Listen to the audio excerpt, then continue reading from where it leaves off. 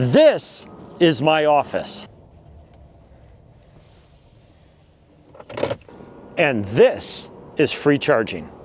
And this is free charging. And this is free charging. And today, I'm gonna show you how you can save literally thousands of dollars a year using these free chargers. Stick around. You join me back in the F-150 Lightning, where I'm gonna unpack the 3 main ways that I take advantage of free charging to save me thousands. 2 of the 3, every single person with an electric vehicle has access to. The 3rd, and arguably the biggest reason I save thousands, not everybody has access to, but if you do, it makes making the switch to an electric vehicle a no-brainer, and I'm gonna tell you why. The first is when you travel, being able to search for hotels with free charging. The apps now have gotten really good, where almost every single one of the major hotel networks have a filter that allow you to search for free charging. The one disclaimer to that is you want to take a chance to call and make sure you validate that the chargers are working, that they understand, and if possible can reserve them. Not all of them are operational, not all of them are open. But what I've found that I do is once I find a place in an area where I travel to frequently for work, I make sure I bookmark it, I save it, and then I make that my go-to place.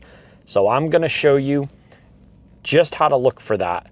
And I'm gonna go do a trip that I do often, which is in the Taunton, Massachusetts area from Stamford, Connecticut.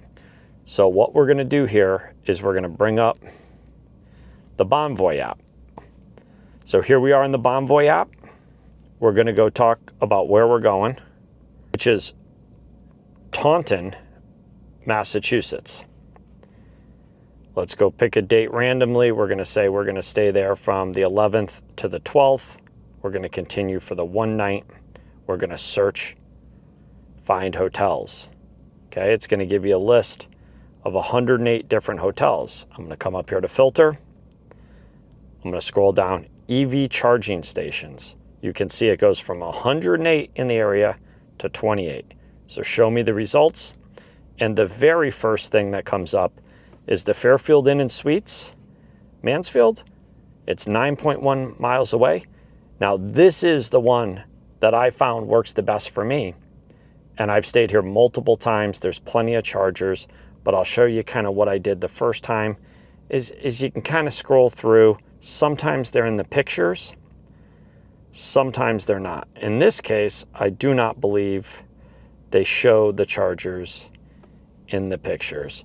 But for the very first time, I always like to come down and look at amenities, go to parking, and you can see under it, it does say electric vehicle charging stations. Again, it's a very good option to be able to call and take a look and ask them, hey, do you have charging? If so, how many? Are they operational? What do I need to do when I get there? Is there any way to reserve them? Here's when I'm coming in. Every hotel is going to be different. Every person that you get on the phone is going to be different, but it definitely makes sense to be able to give them a call. The second way I take advantage of free charging is municipality free charging, whether it's at a parking garage, whether it's at a restaurant, whether it's on the street. This is hit or miss depending on where you are and where you're going. I also find this one, unlike the hotel charging, is hit or miss on whether or not you can find it via third-party applications, whether it's PlugShare or any other third-party, Google, any of that. So this is a 2-part way to look for it. The first is your good old-fashioned eyeballs. Whenever you're going into a place where you're going to park for a couple hours, whether it's a mall, whether it's a restaurant, whether it's a parking garage, just take a look, right? Some of the best free charging spots I've found in Stamford, Connecticut, and in that area are places that aren't even listed on PlugShare. I just happened to be driving into a parking garage, saw them, pulled up, tried it, and it works. So the advantage is because they're not on third-party apps like PlugShare, not as many people know about it. So even though, you know, there's this one parking garage that I go to in Harbor Point that only has 2 stalls, I'd say if I go there 10 times, it's open 8 or 9 times, even though the parking garage is a very busy parking garage, but you can't find it on PlugShare. So we're going to start with showing you how I look it up on PlugShare. And then from there, the next part that I can't help you with, you just got to use your eyes. You got to drive around. You got to ask people. And then you just got to make mental note of it when you're there, so you know. So we'll do the same thing. We're going to go pop into PlugShare. Here we are in PlugShare. I do have some filters. Set up. I'll just show you. I don't have it filtered by any PlugShare store. I have the kilowatt range open from 0 to 350 plus. I have my vehicle, the Ford F-150 Lightning, and the 2 plugs that I am compatible with. In this instance, I'm not interested in a 110 wall outlet level 1 charging. I'm only looking for level 2 or level 3 charging. I don't have any other plugs selected. It does not matter to me how many station counts are there. So you'll go through, you'll see some other amenities, like this is what you'd be using if you were, say, road tripping and you wanted to make sure there was dining or lodging or any of those things. It's another way to do it. This one, for the instance of this, we're just going to look at free charging. So we're going to select that. And again, you can see there's 44 areas, locations, just based on the way my map is filtered at this moment in time. And when I go to free, 17 of those 44 are free. So you click view, and then you can kind of see where they are. So here's where I am in my office today. And you can see one of the things we're going to talk about later, which is office free charging, because they're not open to everybody. The free charger I'm literally sitting at this moment does not show up on PlugShare because it's not open to everybody. But quite literally just down the road at at Starwood, which is a throwback, now Bombvoy headquarters, there is Blink chargers here in this building. There are 16 of them available. Nobody has posted a photo yet, and you can kind of see what each of the chargers are. They're all the J1772 connection. So super easy way to find free charging in the area of where you are. You can kind of move the map around. This is a great thing to be able to scout out, you know, whether you're going to an area for the first time. The one thing to be careful of, you know, is a lot of these sometimes come up as apartment building. So that is just a watch out where you have to kind of be a part of the apartment building to take advantage of it. Like this one, the Beacon, that's an example, is the Beacon is a apartment complex that you probably wouldn't know from this. So the one watch out is you're going to have to, you know, don't rely on it. Take this as a nice found charging, free money. If it's there, great. Do not make this your main game point. That is where you will set yourself up for failure. If you treat this just like gravy, you're going to be in a good spot. The third and final way for this video that I take advantage of free charging is where I'm currently sitting right now at my office building. Being part of the building, we have access to the chargers that are here. Now, this is single-handedly the biggest reason why I save thousands, because I prioritize my charging and I plan out when I need to charge to optimize the amount of time I charge at my office while I'm there. Okay, we're gonna go do a little tour of this. We're gonna do a little tour of my charging, and I'll show you exactly the types of charging we have here and the evolution of from when I first got this vehicle to today, how the free charging at this specific office has evolved. So this is my free charging. When I first got here, they had these two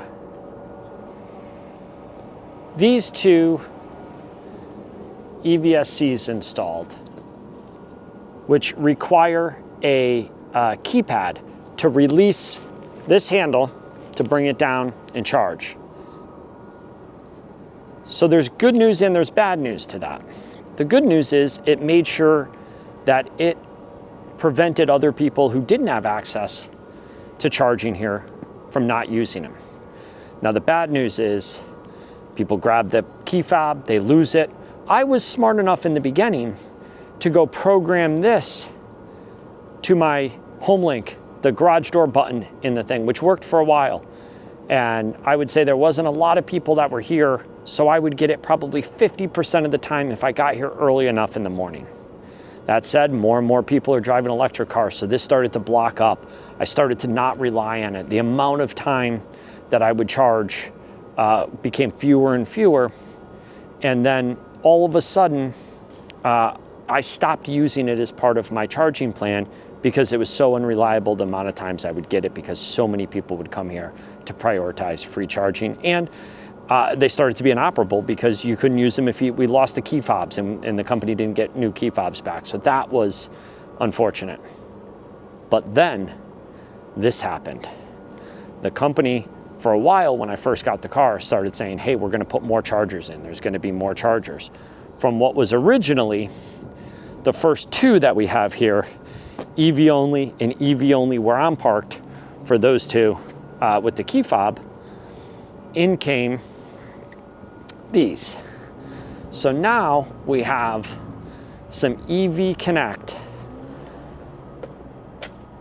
power charge stations with a QR code. So you register. What I would do was I would register my name and my email address and my EV Connect account with the building ownership, and then they knew I was a resident or a tenant here, so I'd have access to use it. Now the good thing about these is they put in 1, 2, 3, 4 of them, plus the other 2. Now we have 6. Now we have reliable, usable level 2 charging here. But there's one downside, even with all of that, is being on commercial electricity. We maxed out charging at 6 kilowatts. So 6 kilowatts, when you charge something that has a 131 kilowatt hour battery, if you're coming in drained, you're charging here all day from say 8 in the morning to 5:30 at night, and you're recouping maybe 40-45% of the battery. Now that's great because that's a free 40% of the battery, but it is not enough to be the exclusive thing. Now, what was the game changer I talked about? Let me go show you. This was the game. Ignore the poor cable management, which you can tell, this isn't necessarily what they do because the cables just lay out like this. But what we have here now is DC fast charging for free at my office. I charge at about 45 kilowatts. This is a 60 kilowatt unit. Let's see if it has specs on it somewhere. I don't know that it does. This is rated, here we go. Take a look at that. This is a 60 kilowatt max output. With my truck on the 400 volt architecture, I get about 45 kilowatts.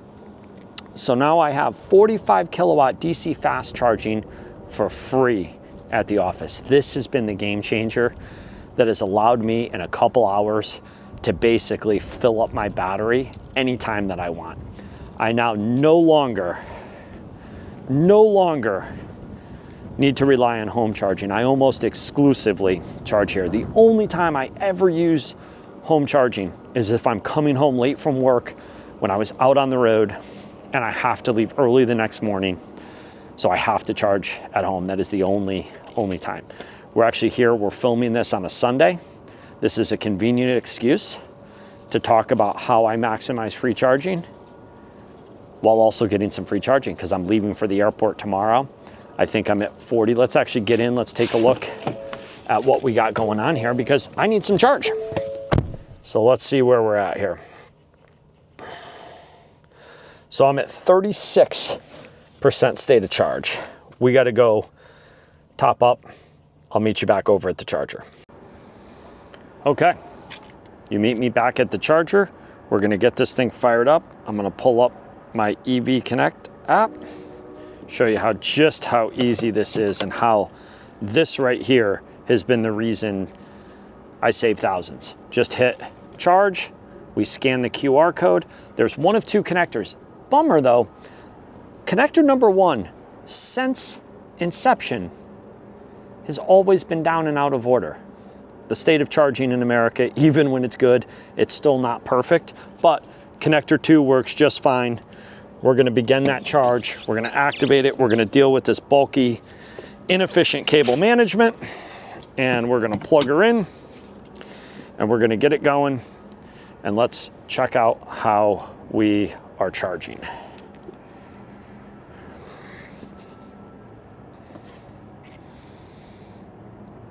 Should be able to see that. I got an alert on my phone that its charging is ramping up. I'm hearing some contactors clicking.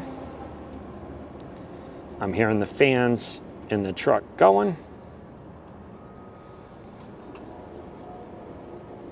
And here we go, we start to ramp up. You can see I'm at 36% state of charge. It goes right up to 30.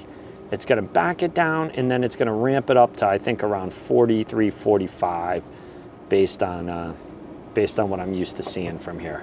So there it is, a little flicker, and then we get the ramp. And right around here is where it sits. So it will hold this essentially till way deep in the pack, 90 or so. I haven't really done a recording on it. But from here, this allows me to get as much juice as I need as often as possible. The biggest issue that I have when I charge on this one here is that I have meetings stacked up back to back to back, and that this thing finishes before I can take it off, and then I feel bad leaving the car sitting on the hook without charging. There is no penalties, there is no fees. Obviously, you just want to use good etiquette to make sure that, especially when only one connector is working, we want to make sure that we're being courteous to all of our other EV drivers that are hopefully doing the same thing I am. I got to be honest with you, I don't see as many people using this DC fast charger. Maybe they don't realize it's free. There's no signage on it. There's nothing that says it is free. But I do see a lot of people sitting. We'll just do a quick tour on these. So now we have a really good setup, right? So we have two connectors, which are about 6 kilowatts, good signage, EV space. We have 2 EV spaces with that 60 kilowatt DC fast charger. Though, remember, handle 1 is down, handle 2, we're working and we're charging on right now, which is good. And then 2 more level 2s, although this one, not in service. So the crazy part about this is, this site was put in maybe 6 months ago. We have 2 handles, one of which on a DC fast charger has never been operable, and one of the new level 2 chargers are inoperable. The 2 original level 2 chargers, both of the key fobs from my building have been lost. Now keep in mind, my building occupies just the first floor of this, right? There's 3 other floors with other tenants, and I see people charging on these, pretty much every day. So I know that some people do have the key fobs left for these, and they still do work. However, if you are part of the Serendipity Labs in the co-working space that I'm a part of, these unfortunately are no longer an option for you. So in our office, we have 1, 2, 3 level 2s and 1 DC fast charger, the 60 kilowatt. Still a huge perk, because like I said, I've said it multiple times in this video, but I cannot understate it, that almost 100% of my charging is now done for free. And that's awesome.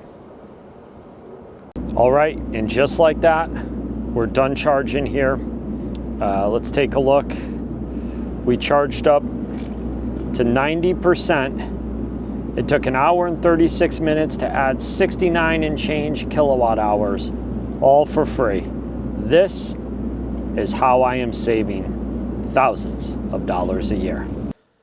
Okay, now I'm back in my office. I've sat down, I've crunched the numbers.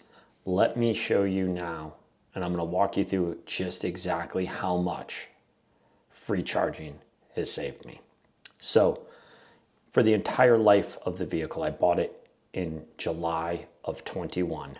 So it's about 2.5 years old. I have 48,000 miles on the truck, and life to date, I have put in almost 4 megawatt hours of free charging. 3,930 to be exact. Now that said, there's a big asterisk on that, because over 2,000 or 2 megawatt hours of power has come in the last 6 months since those upgrades outside have been made. So if I extrapolate just the last 6 months of how I've actually lived with this vehicle, those are the numbers I'm going to look at today to show you how this charging strategy has saved me thousands. So I'm in Connecticut. Electricity rates for home, we have options on who we buy our supply from. We do not have options on who we get our delivery from. So the total delivered kilowatt price as it sits here today is 23 cents a kilowatt hour. So if I take the 2 megawatt hours of free charging in the last 6 months and I extrapolate that for a 12-month period, and assuming that then that 4 megawatt hours of power comes exclusively from charging at home, I would have saved $905 on electricity. But we know that's mixed use, right? This saves me on road trips. This saves me from having to charge out from home. Had I not had access to home charging, or had these kilowatts been delivered through my average cost of DC fast charging, which is between Tesla, now that they have the NACS adapters and they've opened up the select version 3s, and Electrify America, both of which, by the way, I pay the monthly subscriptions to buy down the rates. So my actual usage on average over the last 6 months for DC fast charging has been roughly 40 cents a kilowatt hour. Using that same analogy and that same extrapolation, I would have saved $1,600 a year on charging. So minimum 900, maximum 1,600. This charging strategy between my office, between the hotels, and between when I'm out and about at restaurants, at malls, in parking garages, just living my everyday life with this truck, has quite literally saved me thousands. Now I said at the beginning that 2 of the 3 everybody has access to, right? These are great ways to skim the system. If you like to do a little extra work, you'd like to do a little extra prep, it does make it almost feel like gamified to me, like I'm winning something over, right? You don't go to a hotel and you don't get free gas. You don't go to a parking garage and an attendant doesn't come by with a 5-gallon gas can and top you off, but it does with electricity. So it just feels like you're winning, right? But, and this is where you really got to pay attention. So if you have access to reliable charging for free at your office place, and you're not thinking about making the switch to electric, or you're not thinking about maximizing your already electric charging plan, with that, you're missing the boat and you're leaving thousands on the table. Hopefully this helped you. Look forward to hearing if I've missed anything or there's anything you think you'd like to hear more about. Drop a comment down below. Let me know what you think. We'll catch you next time.